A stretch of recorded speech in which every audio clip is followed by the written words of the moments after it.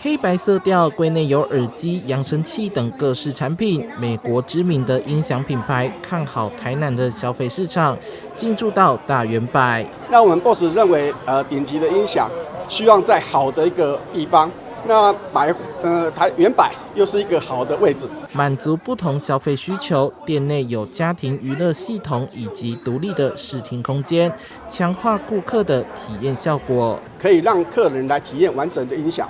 家庭剧院，那我们这边来讲的话，全新的设备，我们包括的耳机、蓝牙喇叭，跟我们的家庭剧院，都是最新的，那能够让客人能够体验到。不同跟其他品牌不同的感受。新柜位的开设是品牌在台湾市场上的一大步，也是台南音响市场上的升级。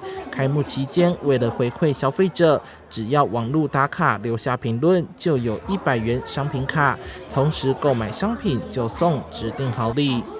记者周海棠的报道。